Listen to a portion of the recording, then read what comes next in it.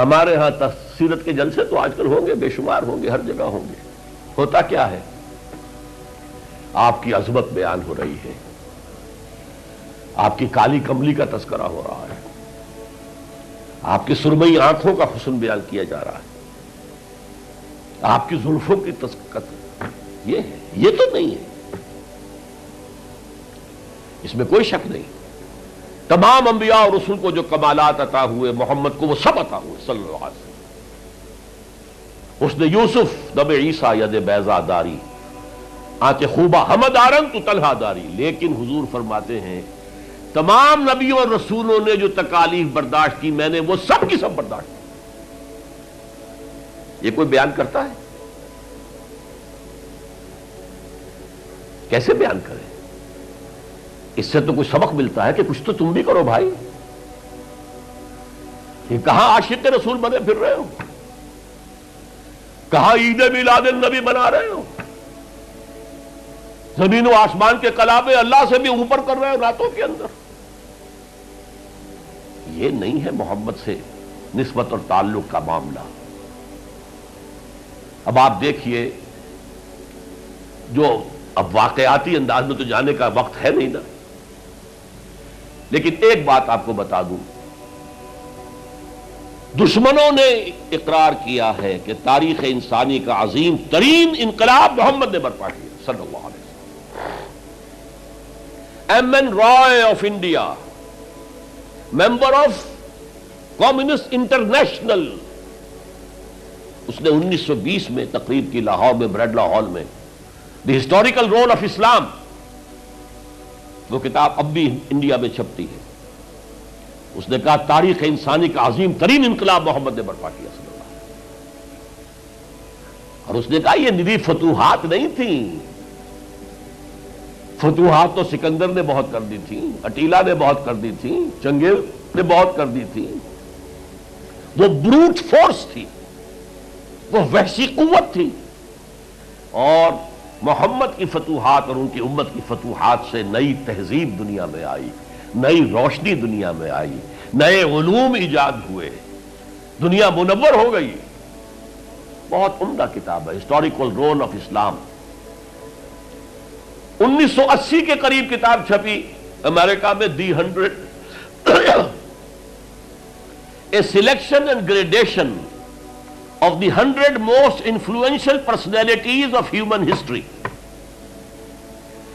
تاریخ انسانی کا دھارا بہتا ہے، ہم بھی اس میں بہ رہے ہیں، جدھر بہ رہا ہے ہم بھی بہ رہے ہیں. چلو تم ادھر کو ہواؤ جدھر کی.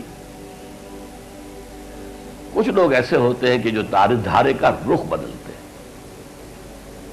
بہنے والے تو سب ہیں، لیکن اس دھارے کے رخ کو بدلنے والا کوئی ہوتا ہے. تو ڈاکٹر مائیکل ہارٹ نے پہلے 100 آدمیوں کا انتخاب کر لیا جنہوں نے تاریخ کے دھارے کا رخ موڑا ہے. سلیکشن، پھر گریڈیشن. ان میں سب سے زیادہ جس نے موڑا ہے، جس سے سب سے زیادہ مؤثر ہوا، وہ کون؟ نمبر 1، پھر نمبر 2، پھر نمبر 3، 100 تک چلا گیا. نمبر 1 پر حضور کو لا رہا ہے. عیسائی ہے اور ابھی تک کوئی اطلاع نہیں ہے اس کے اسلام لے آنے کی. زندہ ہے، مینہٹن میں رہتا ہے. اس نے پھر اس کی وجہ بیان کی کہ naturally I own an explanation. Jesus کو جسے خدا مانتے ہیں اسے نمبر 3 پہ لے گیا،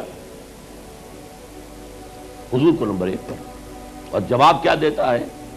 ایکسپلینیشن کیا ہے؟ This is because he is the only person supremely successful in both the religious and secular fields.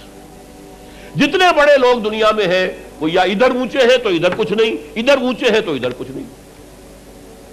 بڑے حکمران، بڑے فاتح، اخلاقی اور دینی اور روحانی اعتبار سے 0 بلکہ مائنس.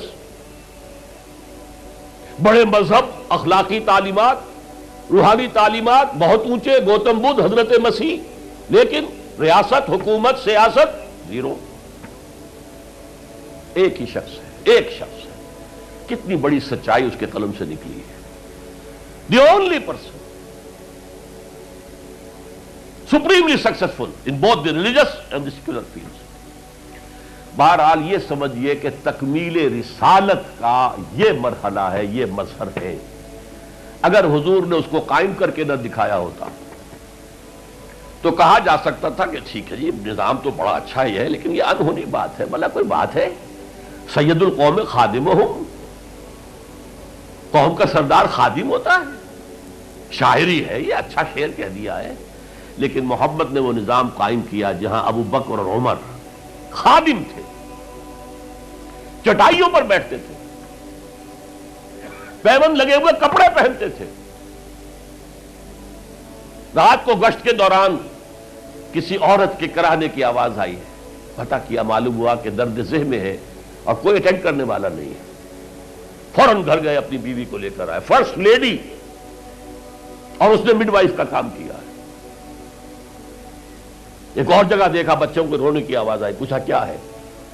ماں نے کہا کہ میرے پاس کھانے کو کچھ نہیں ہے، بچے بھوک سے بلک رہے ہیں، اور میں نے یہ صرف ہانڈی چڑھا دی ہے چولہے کے اوپر کے دھوکہ دینے کے لیے کہ کچھ پکا رہی ہوں، تھوڑی دیر میں روتے دھوتے سو جائیں گے۔ کانپ گئے، گئے بیت المال، وہاں سے ایک بوری آٹے کی لی، اپنے کندھے پر، غلام سے کہا میرے کندھے، اس نے کہا میں نہیں چلتا ہوں حضرت، نہیں قیامت میں تم میرا بوجھ نہیں اٹھا سکو گے۔ اپنے کندھے پر بوری لگ کر گئے ہیں، وہاں جا کر کھانا پکوایا ہے۔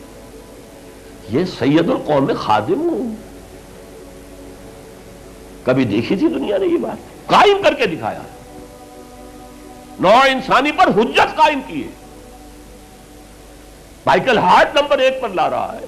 آپ غور کیجئے، ایچ جی ویلز کی بھی اب وقت نہیں ہے میرے پاس، میں نے وہاں تقریر کے اندر پوری واضح کی یہ بات، اس کی شہادت، حالانکہ وہ شاتم رسول ہے، حضور کو گالیاں دی ہیں اس نے، بالکل رشدی کی طرح، اور تسلیمہ نسرین جو ہے بنگلہ دیش کی اس کی طرح، لیکن ایک اعتبار سے گھٹنے ٹیک کر حضور کی مدح کرنے پر مجبور ہے۔ تو یہ اصل میں بات تکمیل رسالت ہے، پیش کر دینا، پہنچا دینا، وما علینا الا البلاغ، یہ بھی رسالت کا معاملہ ہے، یہ ابتدائی مرحلہ ہے۔ اس نظام کو قائم کر کے دکھانا، انقلاب برپا کرنا، اس کو چلا کر دکھانا، چاہے وہ 30 برس رہا، لیکن دنیا کا کوئی دوسرا نظام تو ایک دن بھی قائم نہیں ہوا۔ جس ڈیموکریسی کا خواب والٹیئر اور روسو نے دیکھا تھا، ایک دن کے لیے بھی نہیں آئی۔ یہ تو کیپٹلسٹ کی ڈکٹیٹرشپ ہے جسے جمہوریت کہا جا رہا ہے۔ جمہوریت کہاں ہے؟ It's the dictatorship of the capitalist. Billionaire نہ ہو تو آپ الیکشن کیسے لڑیں گے؟ عام آدمی الیکشن لڑ لے گا۔ دے میں استبداد جمہوری قوام پائے کو، تو سمجھتا ہے یہ آزادی کی ہے نیلم پری؟ ہم نے خود شاہی کو پہنایا ہے جمہوری لباس، ابلیس کا ایک مشیر کہہ رہا ہے، ہم نے خود شاہی کو پہنایا ہے لباس، جب ذرا آدم ہوا ہے خود شناس و خود نگر، آدمیوں میں اپنے حقوق کا ذرا احساس، اور یہ احساس محمد نے پیدا کیا صلی اللہ علیہ وسلم۔ اس کے تحت انہوں نے کہا اچھا وہ انسانی حاکمیت ٹنوں کے حساب سے فرعون کے سر پہ رکھی ہوئی تھی، گندگی، اب ہم نے کیا کیا، وہ تولا تولا سب میں بانٹ دو، گندگی تو گندگی رہے گی، نجاست تو نجاست رہے گی۔ انسانی حاکمیت ایک شخص کی ہو، انسانی حاکمیت پوری قوم کی ہو، کفر ہے، شرک ہے۔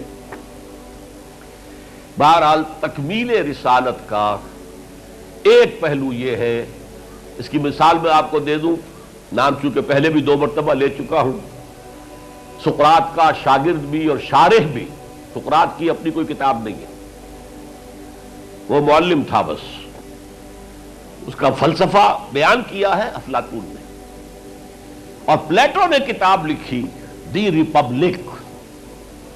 اب دیکھیے آج سے 2500 سال پرانی کتاب ہو گئی، حضرت عیسیٰ سے 300-400 برس پہلے، کتاب اتنی زوردار ہے آج تک زندہ ہے، ورنہ کتابیں ختم ہو جاتی ہیں، کوئی زوردار کتاب ہو تو زندہ رہے گی۔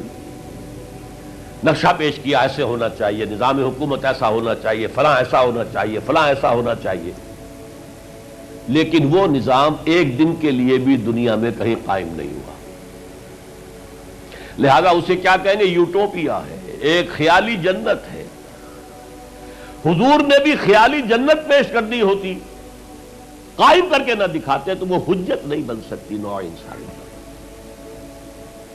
تکمیل رسالت، نہ حضرت ابراہیم کے ہاتھوں کہیں نظام قائم ہوا، حالانکہ ابو الانبیاء، خلیل اللہ، امام الناس، انی جاعلک للناس اماما واتخذ اللہ ابراہیم خلیلا، نظام تو نہیں بنا، نہ موسیٰ کے ہاتھوں نہ عیسیٰ کے ہاتھوں علیہم الصلوۃ والسلام۔ یہ صرف محمد الرسول اللہ صلی اللہ علیہ وسلم کا مقام ہے کہ آپ نے ایک عظیم انقلابی جد و جہد، میری کتاب لے کر پڑھ لیجئے اگر تقریریں نہ سنی ہو، تقریروں میں مختصر مفصل منہج انقلاب نبوی، اتنا عظیم کارنامہ، عظیم ترین انقلاب جو برپا کیا 23 برس کے اندر حضور نے، اس کے منہج کیا تھا، منہاج کیا تھا، طریقہ کار کیا تھا، اسے سمجھیے۔ منہج انقلاب نبوی میری کتاب ہے 400 صفحے کی، سیرت کا انالیسس ہے، سیرت کا 6 steps of revolutionary process as deduced from the سیرہ of the prophet، اس کو فلسفہ سیرت کہیں گے ہم، تو پڑھیے اس کتاب۔